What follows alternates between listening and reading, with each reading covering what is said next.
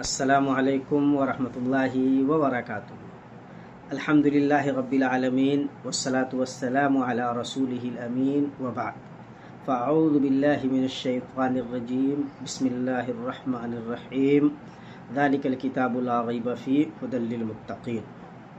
معزز ناظرین، آج ہم آپ کے سامنے قرآن کریم کے فضائل پہ کچھ گفتگو کرنے کا ارادہ رکھتے ہیں۔ یہ جو درس ہے انتہائی درجے میں انشاءاللہ اہم ہونے جا رہا ہے۔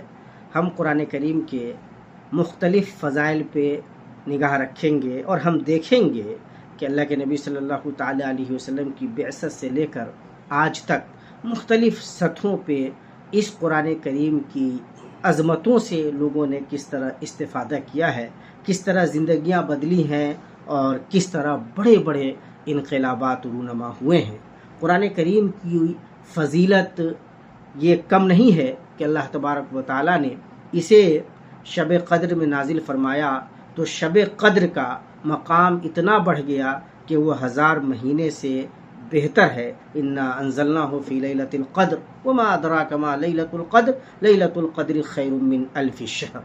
آئیے ہم اللہ کے نبی صلی اللہ تعالیٰ علیہ وسلم کی احادیث کی روشنی میں غور کرتے ہیں کہ آپ صلی اللہ تعالیٰ علیہ وسلم نے اس سلسلے میں کیا کچھ ارشاد فرمایا ہے۔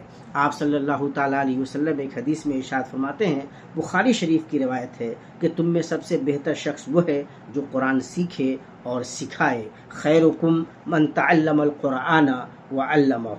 ذرا غور کیجئے کہ یہ مسلمانوں میں سب سے بہتر وہ لوگ ہیں جو قرآن سیکھتے اور سکھاتے ہیں۔ ایک حدیث میں اللہ کے نبی صلی اللہ تعالیٰ علیہ وسلم ارشاد فرماتے ہیں، قرآن مجید سیکھنے کے لیے جو شخص گھر سے نکلے اللہ تعالیٰ اس کے لیے جنت کا راستہ آسان فرما دیتے ہیں۔ یہ مسلم شریف کی روایت ہے۔ اسی طرح ایک حدیث میں اللہ کے نبی صلی اللہ تعالیٰ علیہ وسلم ارشاد فرماتے ہیں جو ابن ماجہ کی روایت ہے، قرآن مجید پڑھنے والے اللہ والے اور اس کے چنے ہوئے بندے ہیں۔ قرآن مجید پڑھنے والے اللہ والے ہیں، اللہ پر اللہ تبارک و تعالیٰ کے پسندیدہ اور چنیدہ ہیں۔ یہ اللہ تبارک و تعالیٰ کا انتخاب ہے کہ ہم قرآن کریم کی تلاوت کرتے ہیں۔ اسی طرح بخاری شریف کی روایت ہے، اللہ کے نبی صلی اللہ علیہ وسلم فرماتے ہیں قرآن مجید کی بکثرت تلاوت، زیادہ سے زیادہ تلاوت کرنے والے لوگ قابل رشک ہیں۔ ایک اور حدیث میں جو مسلم شریف کی ہے، اللہ کے نبی صلی اللہ تعالیٰ علیہ وسلم ارشاد فرماتے ہیں قرآن مجید کی بکثرت تلاوت کرنے والا قیامت کے روز مقرب فرشتوں کے ساتھ کھڑا ہوگا۔ تو آپ سمجھ سکتے ہیں کہ قرآن کریم کی عظمت کیا ہے، اس کی فضیلت کیا ہے۔ ایک حدیث میں جو مسلم شریف کی ہے، اللہ کے نبی صلی اللہ تعالیٰ علیہ وسلم ارشاد فرماتے ہیں قرآن مجید پڑھنے والوں پر اللہ تعالیٰ کی سکینت نازل ہوتی ہے، فرشتے ان کی مجلس کے گرد احتراماً کھڑے رہتے ہیں، اللہ تعالیٰ ان کا ذکر بطور فخر کے فرشتوں کے سامنے کرتا ہے۔ اللہ اکبر۔ تو ہم اندازہ لگائیں کہ قرآن کریم کی تلاوت کی، قرات کی کیا فضیلت ہے۔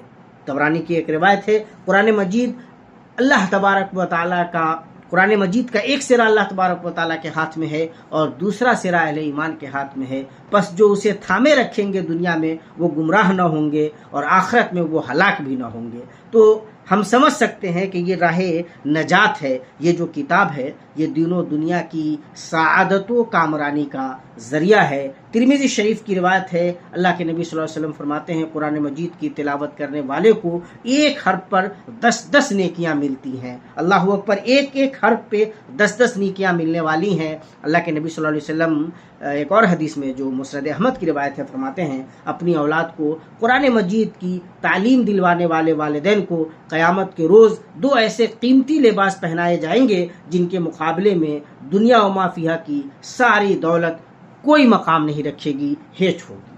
آئیے اللہ اکبر، ان احادیث پہ غور کیجئے، دلوں میں اس کو بٹھائیے اور پھر دیکھیے کہ اللہ تبارک و تعالیٰ کے کلام کے بارے میں صحابہ کرام رضوان اللہ تعالیٰ علیہم اجمعین کا کیا رویہ تھا، وہ کس طرح سے اپنی زندگیوں کو قرآن کریم سے باندھ کر رکھے ہوئے تھے، اور صحابہ کرام رضوان اللہ تعالیٰ علیہم اجمعین کی زندگیوں میں اس کی وجہ سے کیا اثرات رونما ہو رہے تھے، خود رسول پاک صلی اللہ تعالیٰ علیہ وسلم کا عملی رویہ کیا تھا۔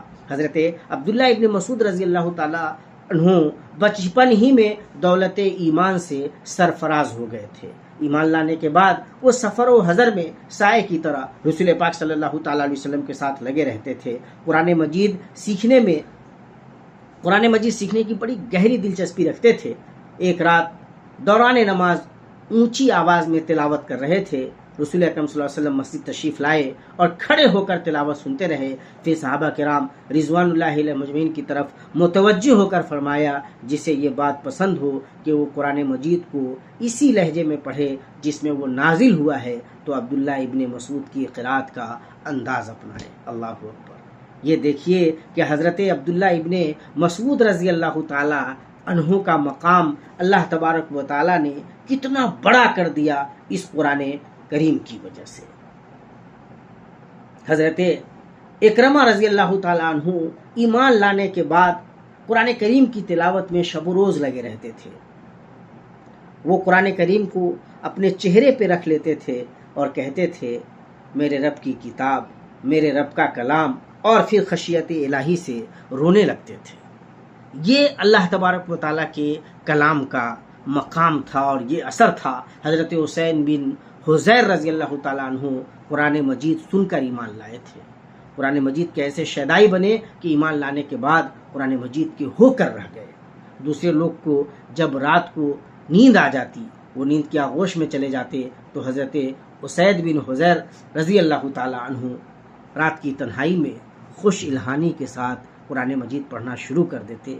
ایک رات تلاوت کر رہے تھے کہ آسمان سے روشن قندیلیں نازل ہوتی ہوئی نظر آئیں۔ حضرت اسید نے رسول اللہ صلی اللہ علیہ وسلم کی خدمت میں حاضر ہو کر ماجرا بیان کیا، تو رسول اللہ صلی اللہ علیہ وسلم نے فرمایا، یہ تو فرشتے تھے جو تمہاری تلاوت سننے کے لیے آسمان سے اترے تھے۔ اگر تم تلاوت جاری رکھتے تو بالکل فرشتے تمہارے قریب آ جاتے اور لوگ انہیں اپنی آنکھوں سے دیکھتے۔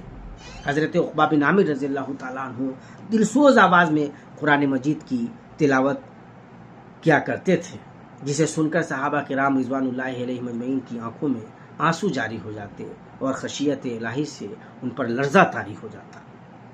ایک مرتبہ حضرت عمر رضی اللہ تعالیٰ عنہ حضرت عقبہ رضی اللہ تعالیٰ عنہ کو بلایا اور فرمایا، عقبہ قرآن سناؤ۔ حضرت عقبہ رضی اللہ عنہ نے قرآن مجید کی تلاوت شروع کی۔ حضرت عمر رضی اللہ تعالیٰ عنہ تلاوت کلام پاک سن کر اس قدر روئے کہ داڑھی آنسوؤں سے تر ہو گئی۔ آپ صلی اللہ علیہ وسلم کہ یہ صحابہ ہمارے لیے اسوہ اور نمونہ کی حیثیت رکھتے ہیں۔ حضرت ابن بشیر رضی اللہ تعالیٰ عنہ کی تلاوت کی وجہ سے صحابہ کرام انہیں قرآن دوست کے نام سے جانتے تھے۔ وہ صحابہ کرام میں قرآن دوست کے نام سے پہچانے جاتے تھے۔ غزوہ ذات الرقاع سے واپسی پر اسلامی لشکر نے ایک پہاڑ کے دامن میں پڑاؤ کیا۔ رات کے وقت رسول اللہ صلی اللہ علیہ وسلم نے فرمایا، آج کی رات پہرا کون دے گا؟ حضرت عباد بن بشیر رضی اللہ عنہ اور ان کے مواقاتی بھائی حضرت عمار بن یاسر رضی اللہ تعالیٰ عنہ بول اٹھے، یا رسول اللہ، پہرا ہم دیں گے۔ پہرا کا وقت شروع ہوا تو حضرت عباد رضی اللہ تعالیٰ عنہ نے حضرت عمار رضی اللہ تعالیٰ عنہ سے پوچھا، آپ رات کے پہلے حصے میں سونا پسند کریں گے یا پچھلے حصے میں؟ حضرت عمار رضی اللہ عنہ نے کہا، میں پہلی رات آرام کروں گا اور پچھلی رات کے حصے میں پہرا دوں گا۔ حضرت عباد رضی اللہ تعالیٰ عنہ نے پہرا کا وقت ضائع کرنا پسند نہ کیا، وضو کر کے اللہ کے حضور قیام میں مصروف ہو گئے۔ دل سوز اور شیریں آواز میں سورہ کہف کی تلاوت کرنے لگے۔ دشمن تعاقب میں تھا، اس نے درے میں کھڑا پہرے دار دیکھا تو اسے تیر کا نشانہ بنایا۔ حضرت عباد رضی اللہ تعالیٰ عنہ کے جسم میں وہ تیر پیوست ہو گیا۔ حضرت عباد رضی اللہ تعالیٰ عنہ تلاوت کلام میں اس قدر محو تھے کہ تیر نکالا اور اسے دور پھینک دیا، لیکن تلاوت بدستور جاری رکھی۔ دشمن نے دوسرا تیر پھینکا، وہ بھی نشانے پر لگا۔ تلاوت قرآن میں مگن حضرت عباد رضی اللہ تعالیٰ عنہ نے وہ تیر بھی جسم سے نکال پر پھینکا اور تلاوت جاری رکھی۔ دشمن نے تیسری مرتبہ تیر مارا تو وہ بھی نشانے پر لگا۔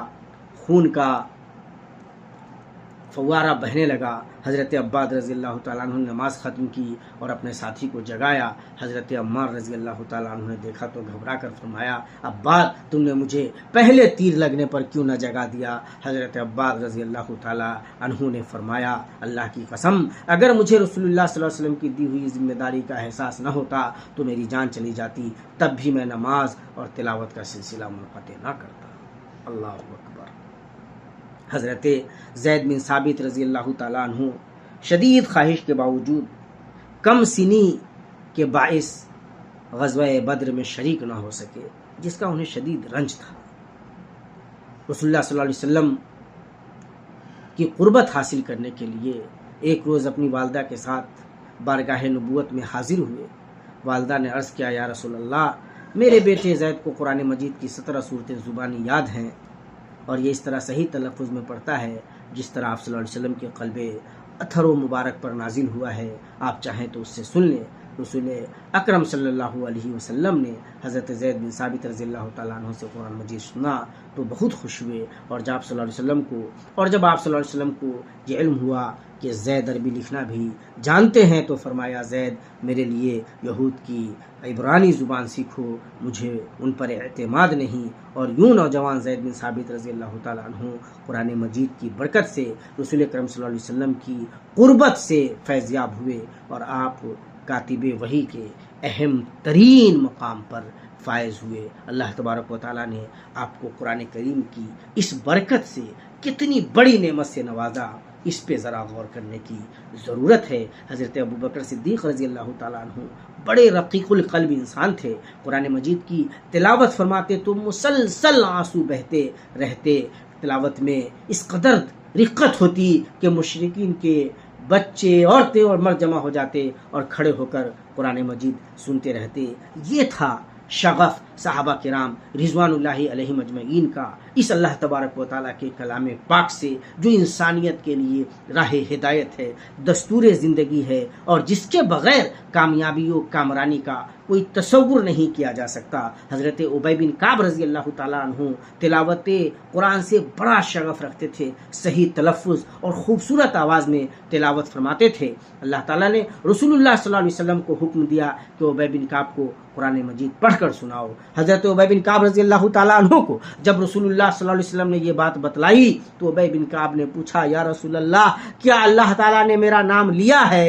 آپ صلی اللہ علیہ وسلم نے فرمایا، ہاں اللہ تعالیٰ نے تمہارا نام لیا ہے۔ ابی بن کعب رضی اللہ تعالیٰ عنہ یہ سن کر خوشی سے رونے لگے۔ حضرت عمر رضی اللہ تعالیٰ عنہ اپنے عہد خلافت میں حضرت عمر بن خطاب رضی اللہ تعالیٰ عنہ نے اپنے عہد خلافت میں حضرت ابی بن کعب رضی اللہ تعالیٰ عنہ ہی کو جماعت کے ساتھ تراویح کے لیے امام مقرر فرمایا تھا۔ اللہ اکبر، یہ قرآن کریم کی کیا برکت ہے کہ اللہ تبارک و تعالی نام لے رہا ہے، بہت زیادہ غور کرنے کی ضرورت ہے۔ حضرت ابو حذیفہ رضی اللہ تعالیٰ عنہ کے آزاد کردہ غلام حضرت سالم اس قدر پرسوز آواز میں تلاوت فرماتے کہ پاس سے گزرنے والوں کے قدم تھم جاتے۔ ایک رات رسول اللہ صلی اللہ علیہ وسلم دیر تک کھڑے ہو کر ان کی تلاوت سنتے رہے اور اس قدر خوش ہوئے کہ اللہ تعالیٰ کی حمد و ثنا بیان فرمائی۔ اس اللہ کا شکر ہے جس نے میری امت میں ایسی تلاوت کرنے والے لوگ پیدا فرما رکھے ہیں۔ اللہ اکبر۔ رسول اکرم صلی اللہ علیہ وسلم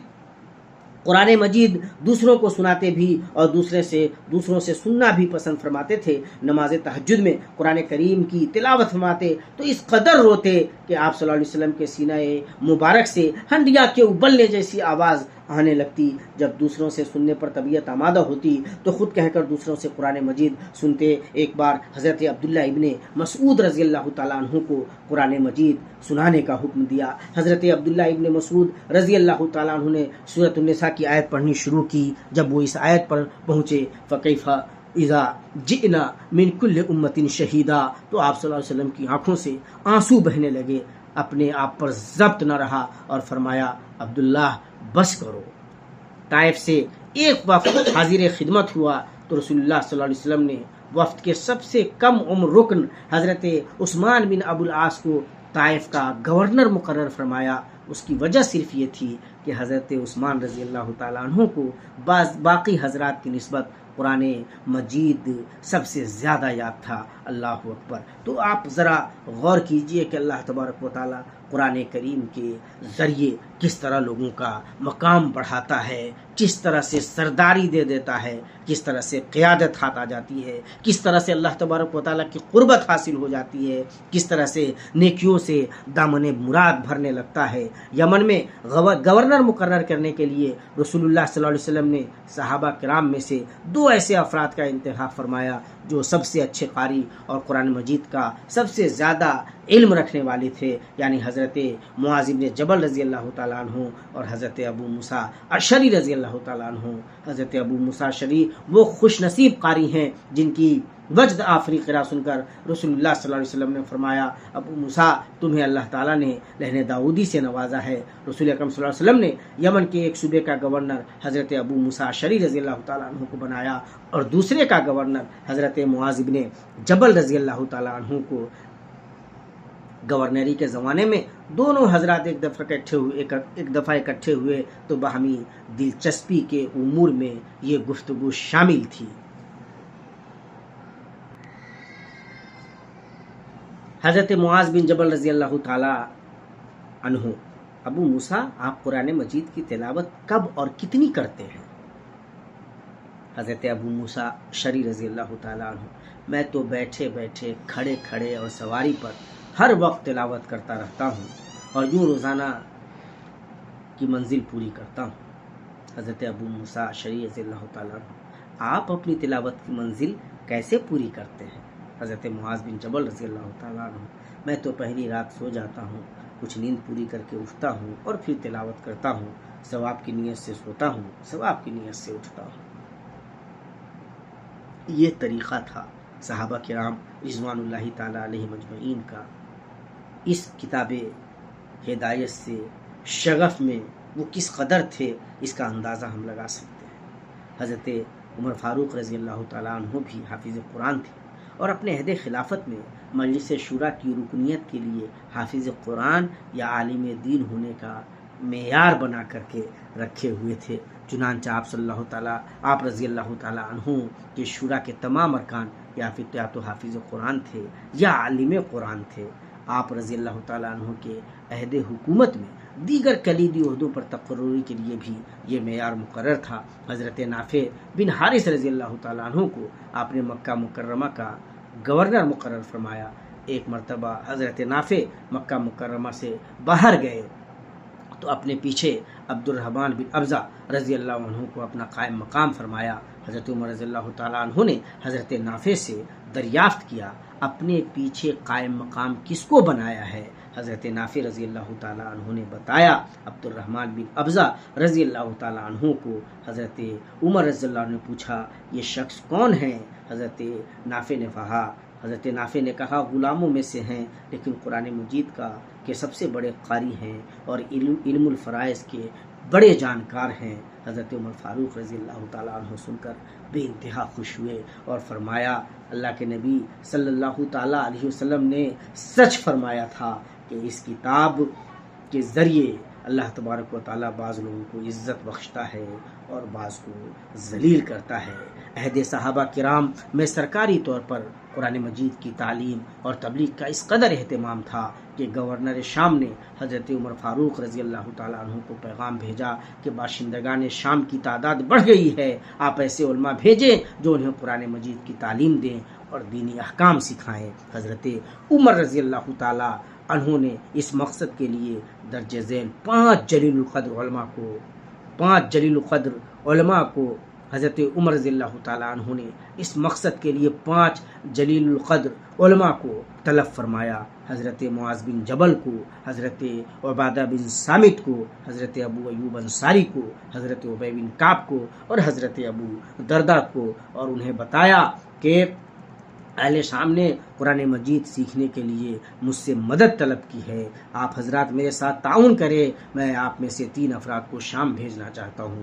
حضرت ابو ایوب انصاری رضی اللہ تعالیٰ عنہ بڑھاپے کی وجہ سے اور حضرت ابی بن کعب رضی اللہ تعالیٰ عنہ بیماری کی وجہ سے سفر کرنے سے معذور تھے، لہٰذا باقی تینوں حضرات جانے کے لیے تیار ہوئے۔ حضرت عمر فاروق رضی اللہ تعالیٰ عنہ نے انہیں جاتے ہوئے ہدایت فرمائی کہ تعلیم کا آغاز شہر حمص سے کرنا، وہاں سے مطمئن ہو جانا تو پھر ایک تم میں سے ہمسی میں تعلیم جاری رکھے، ایک دمشق چلا جائے اور وہاں لوگوں کو قرآن مجید کی تعلیم دے، اور ایک فلسطین چلا جائے اور وہاں کے لوگوں کو قرآن مجید کی تعلیم دے۔ چنانچہ کچھ عرصے بعد حضرت ابو دردہ رضی اللہ تعالیٰ عنہ دمشق روانہ ہو گئے اور معاذ بن جبل رضی اللہ تعالیٰ عنہ فلسطین چلے گئے۔ قرآن مجید کے ساتھ صحابہ کرام رضوان اللہ تعالیٰ علیہم اجمعین کا یہ گہرا تعلق تھا، اور اسی کا نتیجہ تھا کہ اللہ تبارک و تعالیٰ نے ان کے لیے روئے زمین کو مسخر کر کے رکھ دیا۔ وہ جہاں جاتے، جس طرف بڑھتے، اللہ تبارک و تعالیٰ کی کامرانی، اللہ تبارک و تعالیٰ کی فتح و نصرت ان کی حلیف ہوتی۔ جہاں جاتے وہاں کامیاب و کامران ہوتے اور ہر جگہ اپنا جھنڈا گاڑ دیتے۔ مورخین لکھتے ہیں اندلس پر مسلمانوں کی اتنی ہیبت چھائی ہوئی تھی کہ اسلامی لشکر کو کوئی روکنے والا نہ تھا۔ طارق بن زیاد رحمہ اللہ جدھر رخ کرتے فتح و کامرانی ان کے ہم رکاب چلتی۔ اندلسی خود پیش قدمی کر کے صلح کرتے۔ طارق بن زیاد رحمہ اللہ آگے آگے علاقے فتح کرتے جاتے، اور موسیٰ بن نصیر رضی اللہ رحمہ اللہ ان کے پیچھے پیچھے صلح ناموں اور معاہدوں کی تصدیق کرتے جاتے تھے۔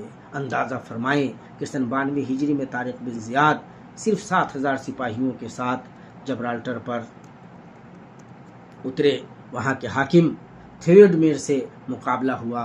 تھیوڈمیر شکست کھا کر فرار ہوا اور اپنے بادشاہ راڈرک کو لکھا، ہمارے ملک پر ایسے آدمیوں نے حملہ کیا ہے کہ ان کا وطن معلوم ہے، نہ ان کی اصلیت کہ کہاں سے آئے ہیں، زمین سے نکلے ہیں یا آسمان سے اترے ہیں۔ قرآن کریم کی برکتوں سے، قرآن کریم پر عمل کرنے کی وجہ سے وہ قوت اور اللہ تبارک و تعالیٰ نے وہ ہیبت ان کو دی ہوئی تھی کہ جدھر نکلتے تھے ادھر زمین ان کا استقبال کر رہی تھی، ہر جگہ عزت سے ان کا مقام بلند ہو رہا تھا۔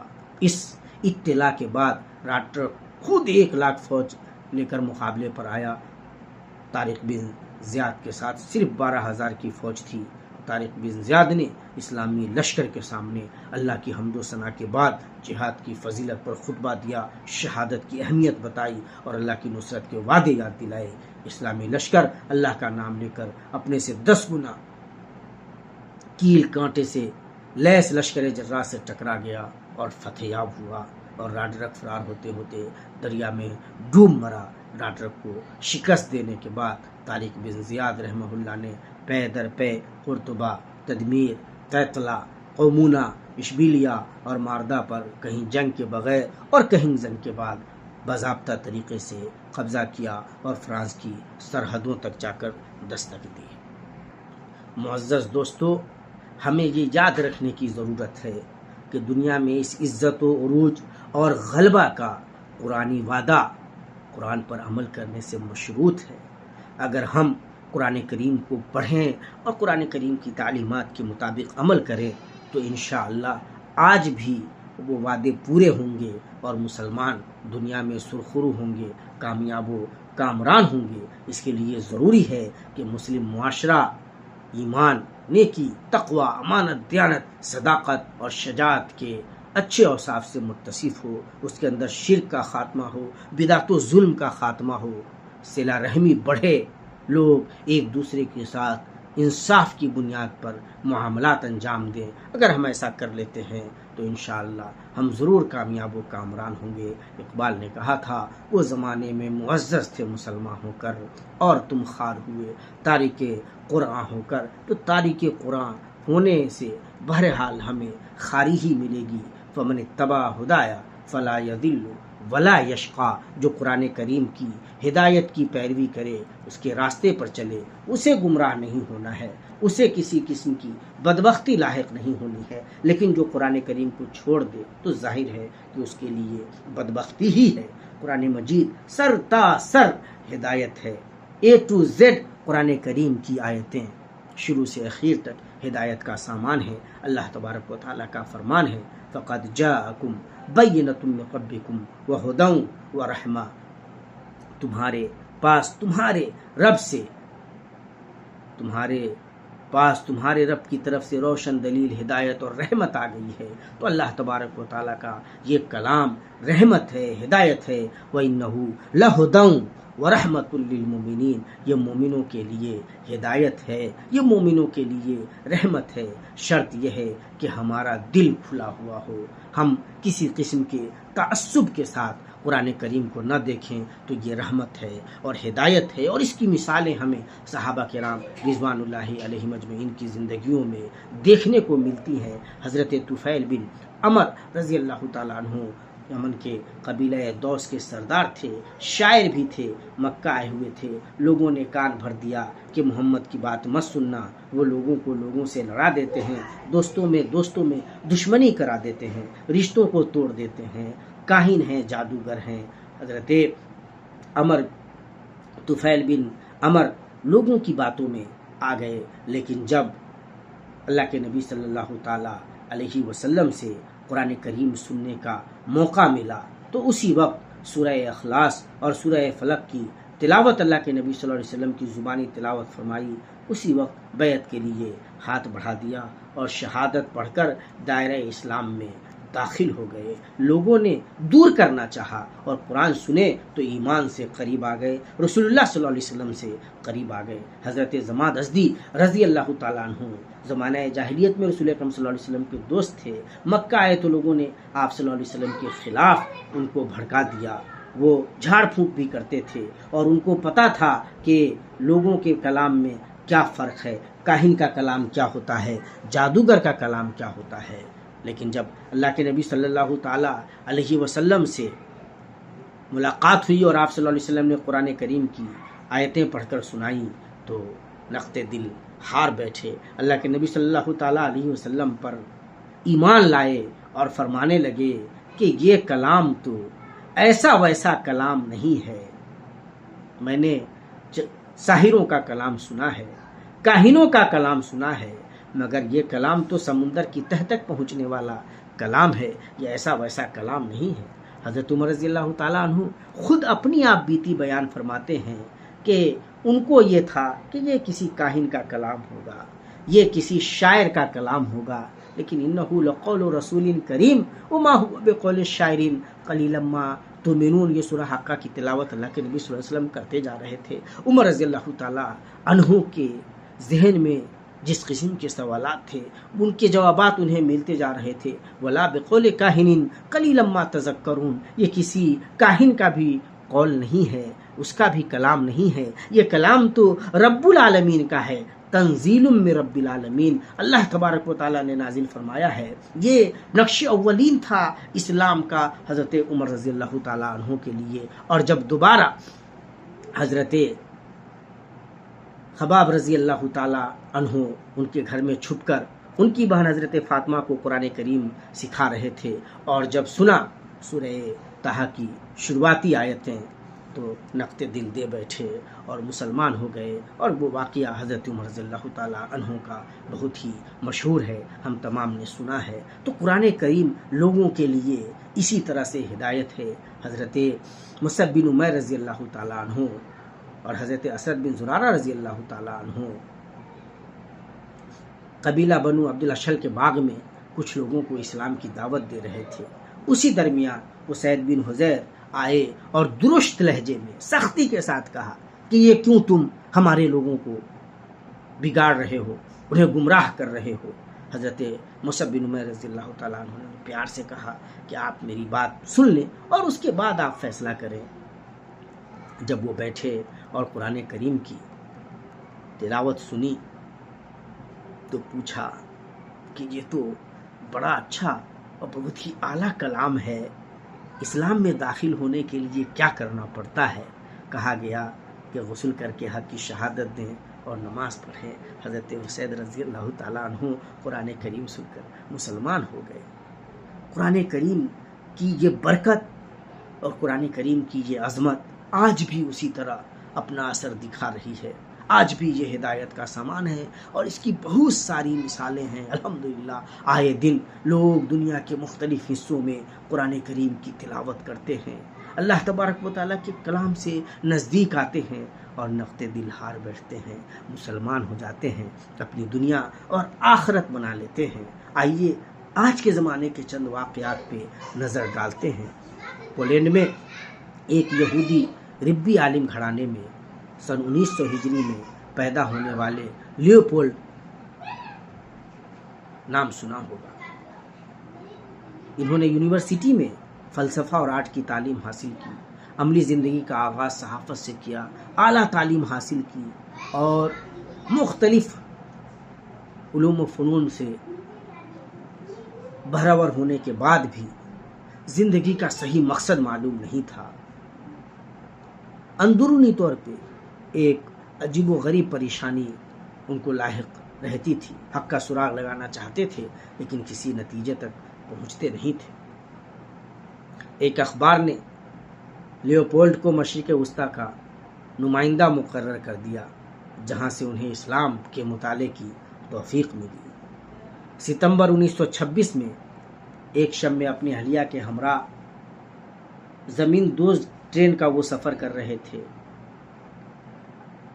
سامنے کی سیٹ پہ جوڑے بیٹھے ہوئے تھے، ہیرے اور انگوٹھیوں سے لیس تھے، لیکن چہرے مرجھائے ہوئے، دلوں پہ پژمردگی چھائی ہوئی، مسرت و شادمانی کا کہیں سان و گمان نہیں، لوگ اندر سے کھوکھلے۔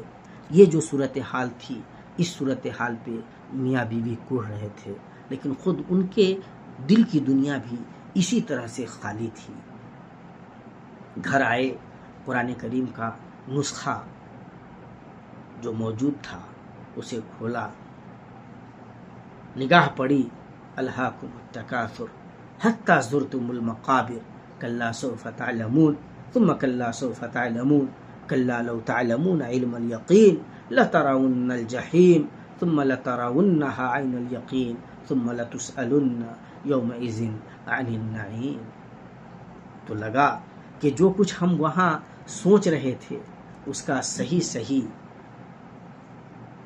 معاملہ، اس کی درست تشخیص تو یہاں ہے۔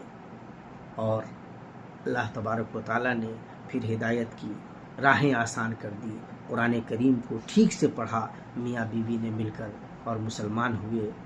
مسلمان ہونے کا ہو کر انہوں نے اپنا نام محمد اسد رکھا اور روڈ ٹو مکہ کے نام سے ایک بڑی اہم کتاب لکھی۔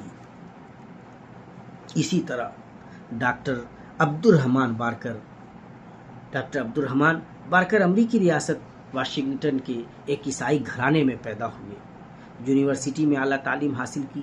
ایک روز اپنے والد سے اللہ تعالیٰ کے بارے میں سوال کیا تو والد نے کہا، میں اللہ تعالیٰ کے بارے میں کیا بتا سکتا ہوں، میری اس سے کبھی ملاقات نہیں ہوئی اور مجھے زندگی میں اس کی ضرورت بھی کیا ہے جبکہ مجھے ہر آسائش حاصل ہے۔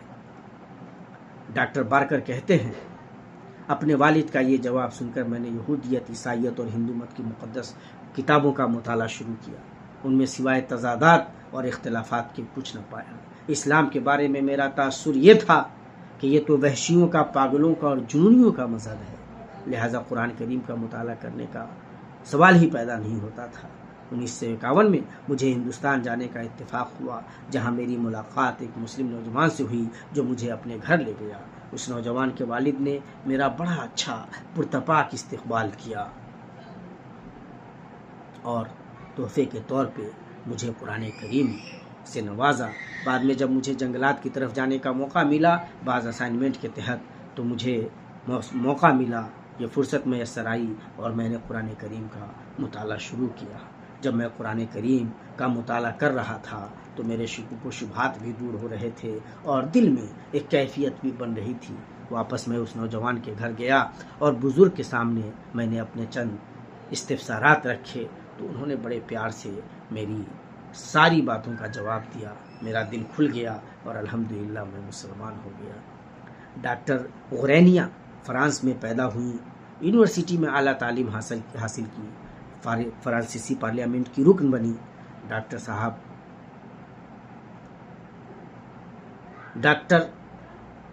غرینیا فرانس میں پیدا ہوئے، یونیورسٹی سے اعلیٰ تعلیم حاصل کی اور فرانسیسی پارلیمنٹ کے رکن بھی بنے۔ ڈاکٹر صاحب اپنے قبول اسلام کا واقعہ یوں بیان کرتے ہیں، میری جوانی سمندری سفر میں گزری، سمندر کے نظاروں اور سفروں کا شوق ہی گویا میرا مقصد زندگی تھا۔ اس شوق کے علاوہ میرا دوسرا مشغلہ کتابوں کا مطالعہ تھا۔ یہی ذوق مجھے قرآن کریم تک لے آیا۔ ایک روز میں قرآن مجید کی برگردانی کر رہا تھا کہ نظر سورہ نور کی آیت پر جم گئی، جس میں گمراہ شخص کی مثال سمندری نظارے کے حوالے سے بیان کی گئی تھی۔ او کظلمات فی بحر لجی یغشاہ موج من فوقہ موج من فوقہ سحاب ظلمات بعضها فوق بعض اذا اخرج یدہ لم یکد یراہا۔ یہ جو منظر نامہ تھا، یہ جو ڈپکشن تھا، اس نے مجھے اس بات پہ مجبور کیا کہ میں غور کروں، اور مجھے یقین ہو گیا کہ اس کیفیت کو اس طرح سے بیان کرنے والا وہی آدمی ہو سکتا ہے جس نے سمندری سفر کا بہت زیادہ تجربہ کیا ہو۔ اور جب میں نے محمد صلی اللہ علیہ وسلم کے بارے میں یہ جانا کہ انہوں نے کبھی کوئی اس طرح کا سفر نہیں کیا، تو میرا یقین ہو گیا کہ یہ اللہ تبارک و تعالیٰ کا کلام ہے، اور میں مسلمان ہو گیا۔ برطانیہ میں پیدا ہونے والے کیٹ اسٹیونزر، جو اسلام قبول کرنے کے بعد یوسف اسلام کے نام سے معروف ہوئے، بڑے موسیقار اور پاپ سنگر تھے۔ قرآن مجید سے ان کا رابطہ اپنے بڑے بھائی ڈیوڈ کے ذریعہ ہوا، جو مقامات مقدسہ کی غرض سے بیت المقدس گئے اور واپس آ کر قرآن مجید کا انگریزی ترجمہ خرید کر اپنے بھائی کو تحفے کے طور پہ دیا۔ یوسف اسلام کہتے ہیں، میں نے قرآن مجید کا مطالعہ شروع کیا، جو آگے بڑھتا گیا مایوسی اور اداسی کا پردہ چاک ہوتا گیا۔ رفتہ رفتہ زندگی کا ایک واضح مفہوم میری سمجھ میں آنے لگا۔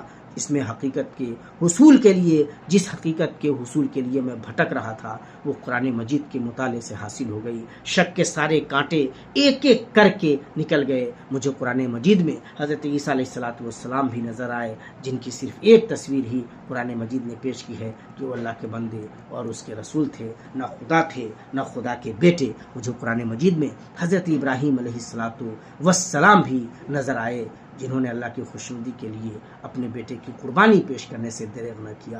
میں 1.5 سال تک قرآن مجید کو بار بار پڑھتا رہا۔ مجھے یوں محسوس ہوا کہ شاید میں اس قرآن کے لیے پیدا کیا گیا ہوں اور یہ قرآن میرے لیے نازل ہوا ہے۔ میں اب تک کسی مسلمان سے نہیں ملا تھا، لیکن مجھے محسوس ہونے لگا کہ مجھے یا تو جلد ہی مکمل طور پہ ایمان لے آنا ہوگا یا موسیقی کے دھندے میں پھنسا رہنا ہوگا۔ یہ کشمکش کا وقت میرے لیے بڑا کٹھن تھا۔ آخر ایک روز کسی نے میرے سامنے لندن کی نئی مسجد کا ذکر کیا۔ یہ جمعہ کا دن تھا۔ میرے قدم خود بخود مسجد کی طرف اٹھنے لگے۔ نماز جمعہ کے بعد میں نے قبول اسلام کا اعلان کیا، اور یوں مسلمانوں کی عظیم برادری سے میرا تعلق قائم ہو گیا۔ اللہ اکبر۔ تو یوں یوسف اسلام صاحب اس طرح سے مسلمان ہوئے، اور الحمدللہ اللہ تبارک و تعالیٰ کی نعمتیں غیر مترقبہ سے سرفراز ہوئے۔ یہ قرآن کریم کی عظمت ہے۔ محترمہ پولی این امریکہ میں پیدا ہوئی، کیمیکل انجینئرنگ میں ڈگری حاصل کی، عملی زندگی اختیار کی۔ تو ایک روز کسی مسلمان ہمسائی نے قرآن مجید کا انگریزی ترجمہ پڑھنے کے لیے دیا۔ پولی این نے یہ کتاب لے کر شیلف پر رکھ دی۔ کبھی کبھار اسے دیکھ لیتی۔ قرآن مجید میں انبیاء کے واقعات دیکھ کر پولی این کو قرآن مجید سے دلچسپی پیدا ہو گئی۔ پولی این کہتی ہیں، ایک روز میں معمول سے زیادہ کام کر کے تھکی سی تھی، قرآن مجید کا مطالعہ کرنا شروع کیا۔ سورہ مزمل پڑھ رہی تھی، جس کے آخر میں 2 بار یہ بات ارشاد فرمائی گئی ہے کہ جب تم تھکے ہو تو جتنا قرآن آسانی سے پڑھ سکتے ہو پڑھ لیا کرو۔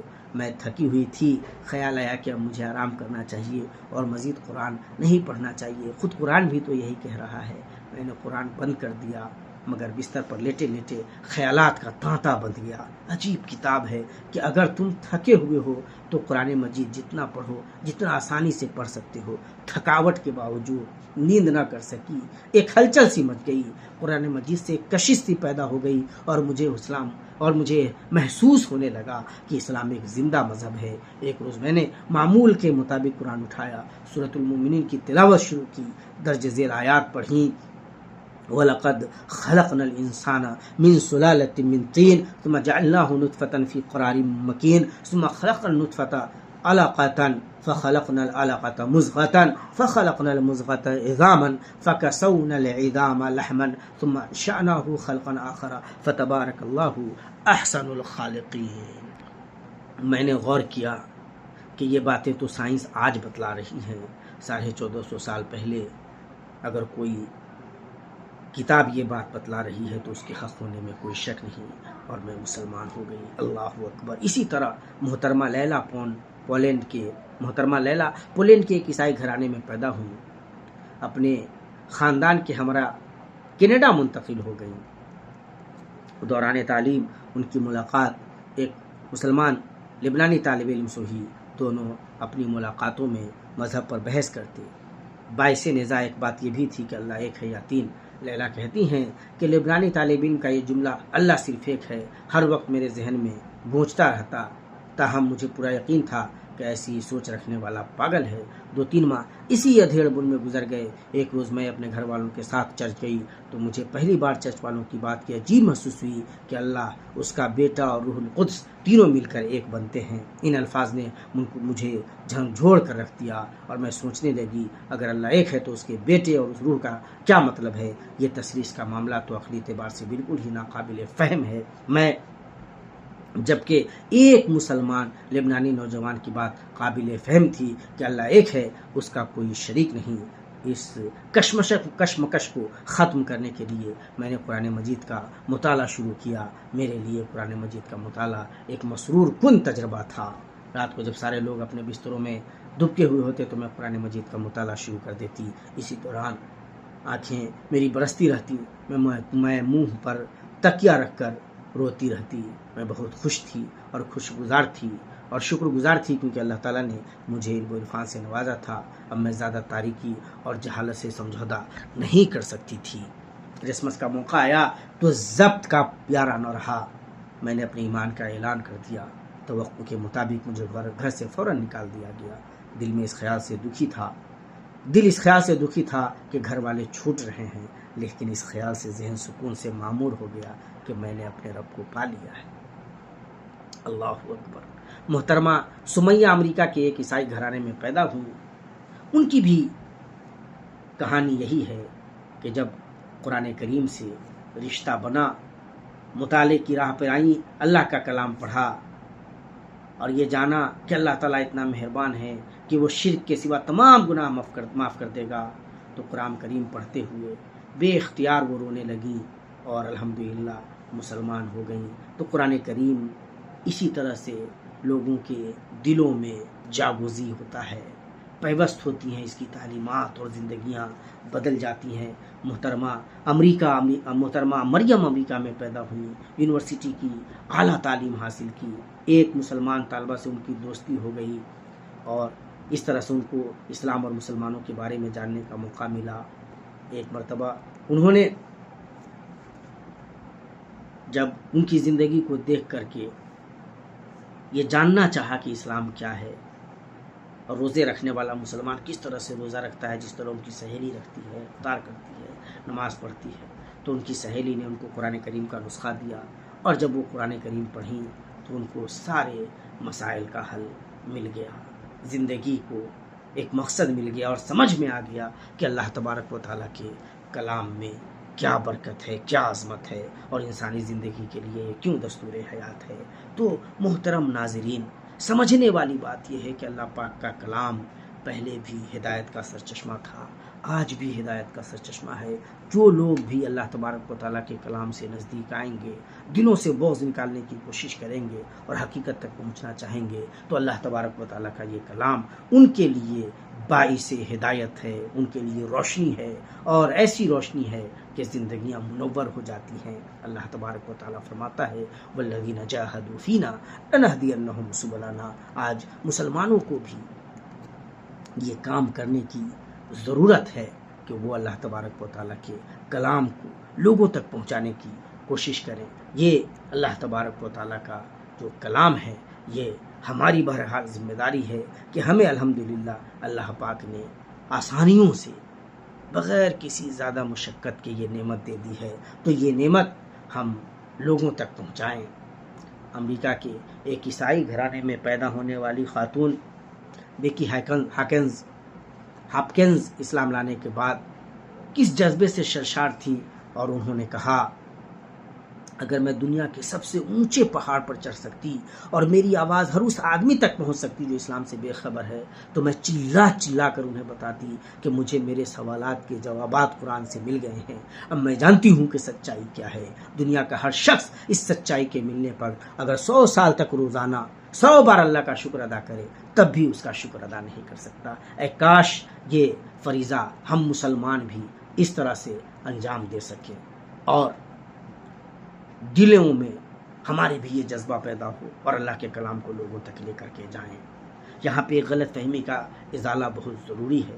عام طور سے جو لوگ یہ کہتے ہیں کہ قرآن کریم کو بغیر سمجھے نہیں پڑھنا چاہیے، وہ یہ کہتے ہیں کہ اگر کوئی قرآن کریم کو بغیر سمجھے پڑھتا ہے تو اس کا مطلب یہ ہے کہ وہ کوئی نادانی کر رہا ہے۔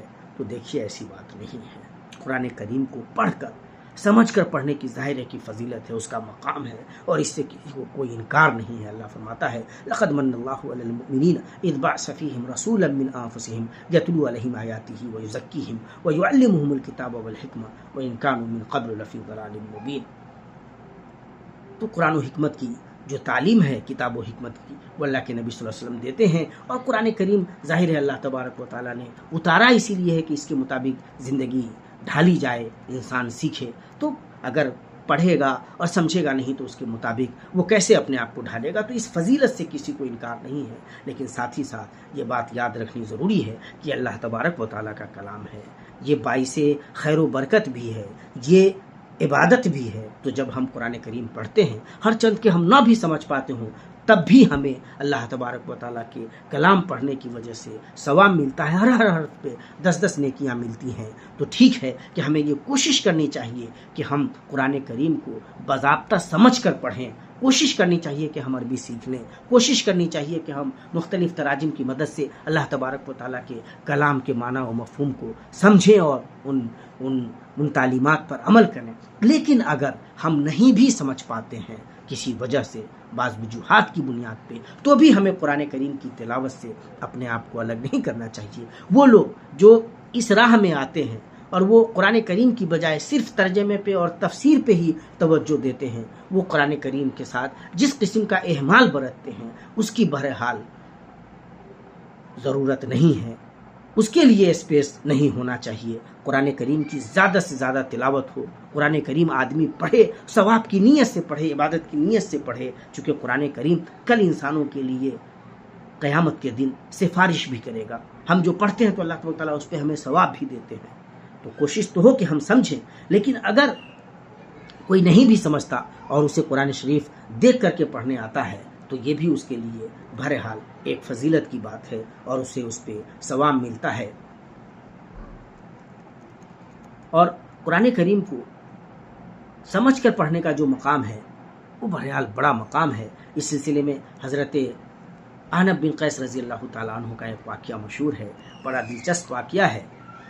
جب وہ قرآن کریم کی آیت پڑھ رہے تھے لقد انزلنا الیکم کتابا فیہ ذکرکم افلا تعقلون، کہ ہم نے تمہاری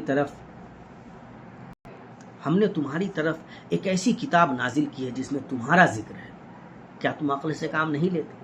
تو انہوں نے قرآن کریم میں اپنا ذکر ڈھونڈنا شروع کیا، مختلف آیتوں سے گزرے جس میں اللہ تبارک و تعالیٰ نے انسانوں کے احوال بیان کیے ہیں، کفار کا ذکر ہے، مومنین کا ذکر ہے، گناہ کرنے والوں کا ذکر ہے، ان کا ذکر جو اللہ تبارک و تعالیٰ کی رحمت سے مایوس ہو جاتے ہیں، ان کا ذکر جو صرف ظلم پہ ظلم کرتے ہیں، اور ان کا ذکر جن سے کبھی یہ غلطی ہوتی ہے کبھی وہ غلطی ہوتی ہے، لیکن وہ اللہ پر ایمان رکھتے ہیں، اللہ سے نا امید نہیں ہوتے۔ جب یہاں پہنچے تو حضرت احنف بن قیس رضی اللہ تعالیٰ عنہ فرمانے لگے کہ ہاں یہ میں ہوں کہ اللہ پر ایمان ہے، کچھ نادانیاں ہو جاتی ہیں لیکن اللہ کی رحمت سے نا امید نہیں ہوں۔ تو قرآن مجید میں انسانوں کا ذکر ہے، ہمارا اور آپ کا ذکر ہے، ہمیں یہ بات یاد رکھنی ہے۔ قرآن مجید اللہ تبارک و تعالیٰ کی یہ کتاب شفا ہے، ہر طرح کی بیماریوں کے لیے شفا ہے، نفاق کے لیے شفا ہے، کفر شرک کے لیے شفا ہے، اس قسم کی جتنی بھی روحانی بیماریاں ہو سکتی ہیں قرآن کریم شفا ہے. یا ایھا الناس قد جاءتکم موعظۃ من ربکم وشفاء لما فی الصدور. دلوں کی بیماریوں کی شفا ہے، امراض کی شفا ہے، دوا ہے قرآن کریم. وَنُنَزِّلُ مِنَ الْقُرْآنِ مَا هُوَ شِفَاءٌ وَرَحْمَةٌ لِّلْمُؤْمِنِينَ وَلَا يَزِيدُ الظَّالِمِينَ إِلَّا خَسَارًا. ظلم کرنے والوں کو خسارہ ملتا ہے. قرآن کریم تو ایمان والوں کے لیے رحمت ہے، شفا ہے. اور یہ جو شفا ہے وہ دل کی بیماریوں کے لیے بھی ہے اور جسمانی امراض کے لیے بھی ہے. قُلْ هُوَ لِلَّذِينَ آمَنُوا هُدًى وَشِفَاءٌ. کہیے کہ جو ایمان والے ہیں ان کے لیے یہ قرآن کریم کیا ہے؟ شفا ہے. تو اگر قرآن کریم کے بارے میں انسان کا مضبوط ایمان ہو تو ہر طرح کے امراض سے شفا ہے، دلوں کی بیماریوں کے لیے بھی شفا ہے. اللہ بذکر اللہ تطمئن القلوب. جتنی الجھنیں ہیں ان تمام الجھنوں کی دوا کہاں ہے؟ قرآن کریم کی تلاوت میں ہے. زہریلے جانور کے کانٹے کا علاج بھی قرآن کریم میں ہے.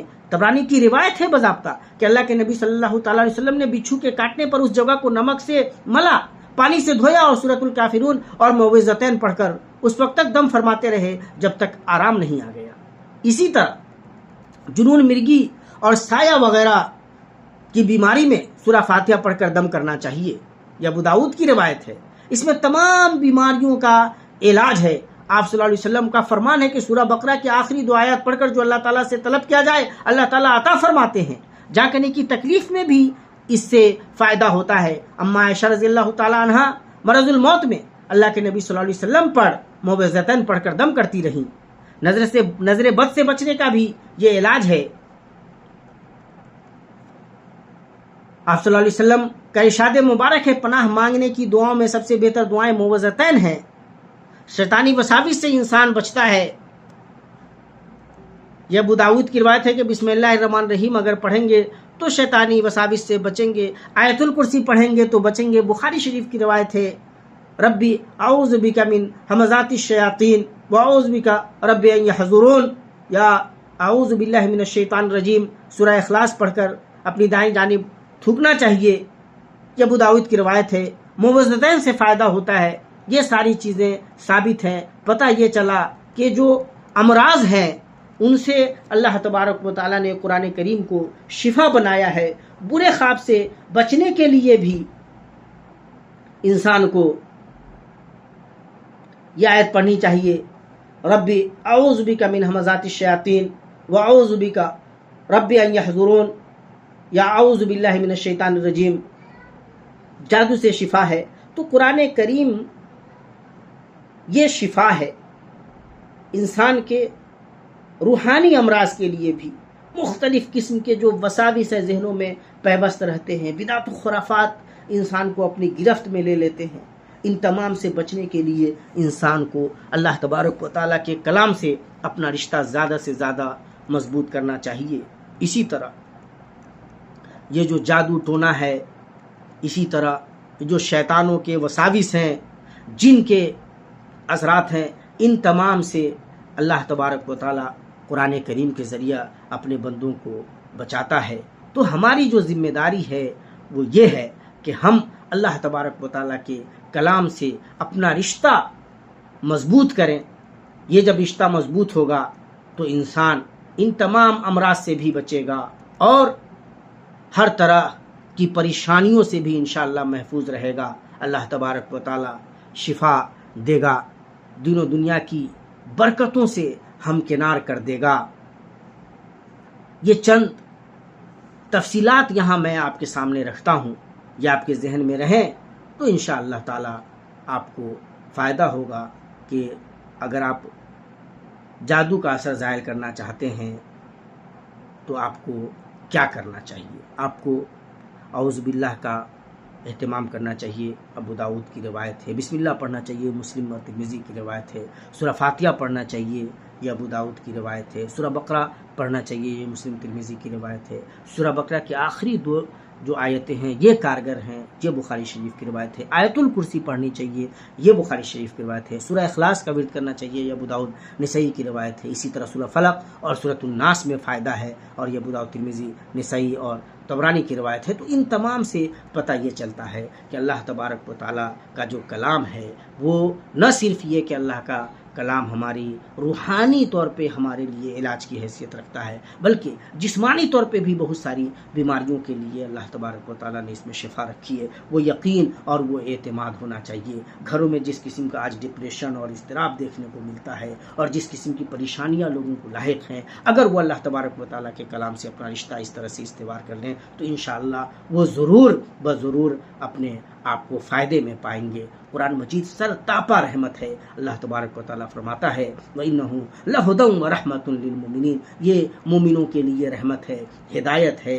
دنیاوی زندگی میں بھی اور اخروی زندگی میں بھی ہر طرح کے مسائل سے قرآن کریم کے ذریعے انسان اپنے آپ کو بچا سکتا ہے۔ سورہ کہف کے بارے میں آتا ہے کہ یہ دجال کے فتنوں سے انسان کو بچائے گا، مسلم شریف کی روایت ہے۔ اسی طرح قرآن کریم گمراہیوں سے انسانوں کی حفاظت کا ذریعہ ہے، آفات سماوی سے بھی حفاظت ہے۔ اس کے اندر آدمی معوذتین پڑھنے کی ہدایت کی گئی ہے کہ جب آدمی سیلاب، آفات سماوی، طوفان، بیماریاں، زلزلے، قحط سالی، ان ساری چیزوں کو سے دوچار ہو یا دیکھے تو معوذتین پڑھے۔ تو اللہ تبارک و تعالیٰ نے قرآن کریم کو ہر طرح سے رحمت بنایا ہے۔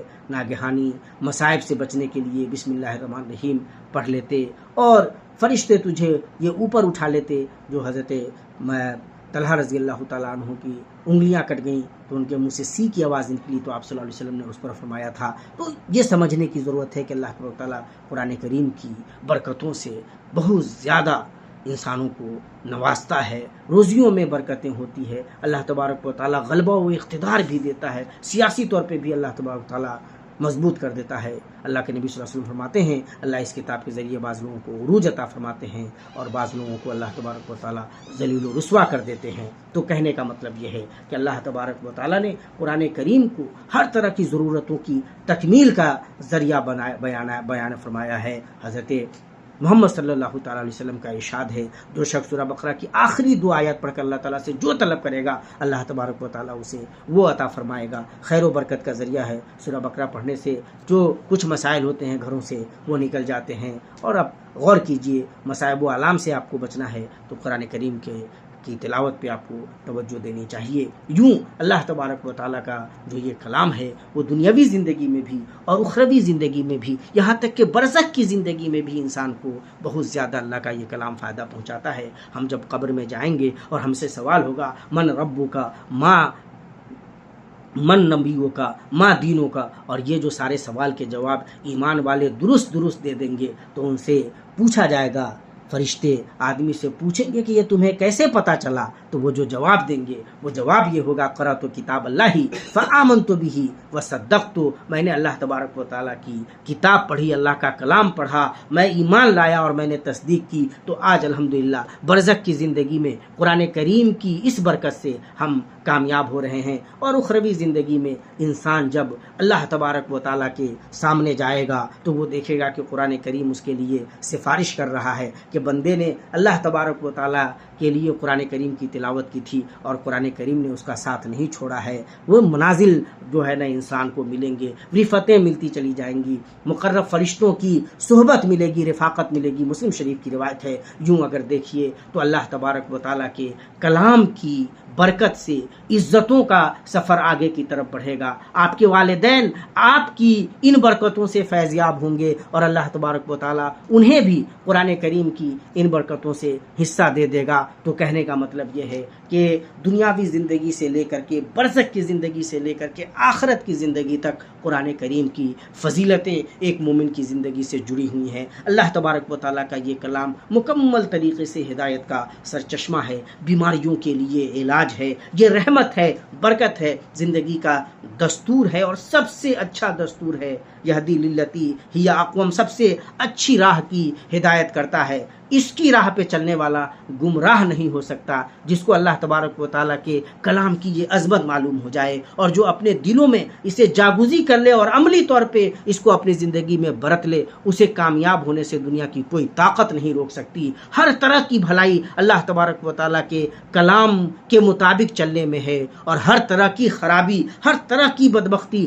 ہر طرح کی بدنصیبی اللہ کے اس کلام سے دور ہونے میں ہے۔ ایک اچھا مسلمان، سمجھدار مسلمان یہ کرے کرے گا کہ وہ خود بھی اللہ کے اس کلام سے اپنے آپ کو منسلک کر کے رکھے گا، اپنے آپ کو تلاوت میں لگائے گا، اللہ کے کلام پہ غور کرے گا۔ افلا یتدبرون القرآن، اللہ تبارک و تعالیٰ کے کلام پہ غور و فکر کی نگاہ ڈالے گا، خوب سمجھنے کی کوشش کرے گا، زیادہ سے زیادہ تلاوت کرے گا، ایک حصہ متعین کر لے گا، وہ ڈیلی پڑھے گا اور اس پہ غور و فکر کی نگاہ ڈالے گا، اپنے آپ کو اس کلام کے مطابق ڈھالے گا، زندگی بن جائے گی، آخرت سنور جائے گی، فرشتوں کی صحبت مل جائے گی، اللہ تبارک و تعالیٰ خوش ہو جائے گا۔ نبی صلی اللہ تعالیٰ علیہ وسلم نے جتنی فضیلتیں بیان کی ہیں وہ فضیلتیں ان کا حصہ ہو جائیں گی، اور ساتھ ہی ساتھ اللہ کا یہ بندہ، مسلمان بندہ، اللہ کے اس کلام کو دنیا تک پہنچانے کی کوشش کرے گا۔ افسوس کہ آج کا مسلمان نہ خود قرآن پہ عمل کر رہا ہے اور نہ اللہ کے کلام کو لوگوں تک لے جانے کی وہ کوشش کر رہا ہے۔ یہ ذمہ داری مسلمانوں کو ادا کرنی چاہیے۔ آئیے ہم اللہ تبارک و تعالیٰ سے دعا کرتے ہیں کہ اللہ تبارک و تعالیٰ ہمیں یہ فریضہ انجام دینے کی توفیق عطا فرمائے، اور قرآن کریم کی جو فضیلتیں ہم نے بیان کی ہیں ان پہ نگاہ رکھیں، جس طرح سے اس کی وجہ سے زندگیوں پہ اثرات مرتب ہوئے صحابہ کرام کی زندگیوں میں، اور آج کے زمانے میں بھی جب لوگ اللہ کا کلام پڑھ رہے ہیں تو کس طرح سے متاثر ہو رہے ہیں، کس طرح سے قرآن کریم شفا ہے، رحمت ہے، کس طرح سے یہ ہماری پوری زندگی، دنیا کی زندگی، برزخ کی زندگی اور آخرت کی زندگی کے لیے خیر ہی خیر ہے۔ ان تمام پہ نگاہ رکھیں اور بار بار ان تمام چیزوں کو دہراتے رہیں تاکہ ہمیشہ حق کی راہ پہ ہم چلتے رہیں۔ اللہ تعالیٰ سے دعا ہے کہ اللہ تعالیٰ ہمیں اس کی توفیق دے۔ والسلام علیکم ورحمۃ اللہ وبرکاتہ۔